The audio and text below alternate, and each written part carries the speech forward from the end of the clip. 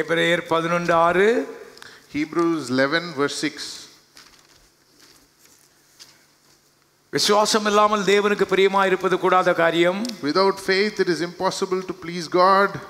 தேவனிடத்தில் சேருகிறவன் ஒரு உண்டென்றும் அவர் தம்மை தேடுகிறவர்களுக்கு பலன் அளிக்கிறவர் என்றும் விசுவாசிக்க வேண்டும். For he who comes to God must believe that he is, and that he is a rewarder of those who diligently seek him. ஆகவே இங்கே ஆவியானவர் சொல்லும் பொழுது தேவன் ஒருவர் இருக்கிறார் என்று முதலாவது நம்ப வேண்டும் அல்லது விசுவாசிக்க வேண்டும். So when the Holy Spirit says, he says we must believe that God is, you see. இரண்டாவது அந்த தேவன் தம்மை தேடுகிறவர்களுக்கு பலன் அளிக்கிறவர் என்று விசுவாசிக்க வேண்டும். Second, we must believe that he is a rewarder of those who diligently seek him. இன்னைக்கு கூட புதிய ஏற்பாட்டு காலத்தில் அநேருக்கு தேவ பக்தியா இருக்கணும், செத்தா பரலோகத்துக்கு போகலாம், அவ்வளவுதான். இந்த உலகத்திலே தேவன் பலன் அளிக்கிறார் என்று விசுவாசிக்க வேண்டும். அதுதான் தேவனுக்கு பிரியமான விசுவாசம். Even in this New Testament day and age, there are people who believe we must believe in God and then we'll go to heaven, but we must believe that he will reward us in this life today. பெரும்பான்மையான விசுவாசிகள், லட்சக்கணக்கான விசுவாசிகள், 90% செத்தா பரலோகத்துக்கு போகலாம், இவ்வளவுதான் தெரியுது. ஆனால் கர்த்தர் சொல்றாரு, தேவன் ஒருவர் உண்டென்றும் அவர் தம்மை தேடுகிறவர்களுக்கு பலன் அளிக்கிறவர் என்றும் விசுவாசிக்க வேண்டும். அது தேவனுக்கு பிரியம்.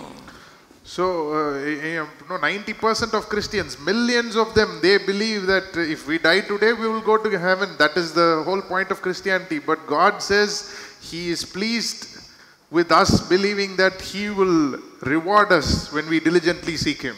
கர்த்தரிடத்திலிருந்து அருமையான நாம் எதிர்பார்க்கிறது பேராசை இல்லை. When we expect from God, it is not covetousness. மனிதன் அப்படி படைக்கப்பட்டிருக்கிறான், அப்படித்தான் வாழ வேண்டும்.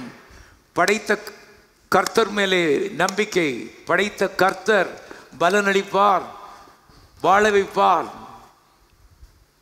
So he must live என்று நம்ப வேண்டும். With a belief that this God who has created him, he will give him life, he will sustain him, he will reward him.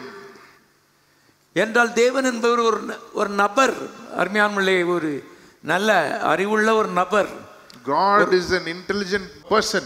ஒரு மனிதனை வாழ வைக்க அவருக்கு நல்லா தெரியும். பாருங்க, he knows how to make a man live well. ஆகவே கிறிஸ்தவ ஜீவியத்திலே லாபத்திற்கென்றே நாம் அழைக்கப்பட்டிருக்கிறோம் என்பதை தெரிந்து கொள்ளுங்கள். So we are called to profit in this Christian life. எல்லாமே லாபம் தான். பாவ மன்னிப்பு ஒரு லாபம். Forgiveness of sins is a profit. கெட்ட பழக்கங்களிலிருந்து விடுதலை ஆகுவது ஒரு லாபம். Freedom from sinful habits is a profit.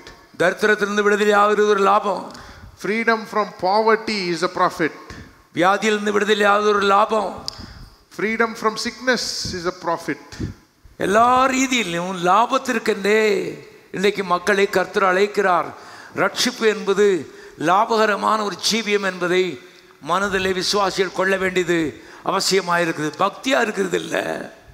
ஏன்னா யாருடைய பாராட்டு நமக்கு தேவையில்லை.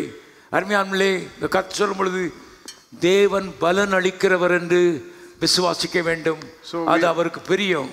We are not looking for anybody to appreciate it, but this Christian life is a life of profit. Our salvation is a profitable experience.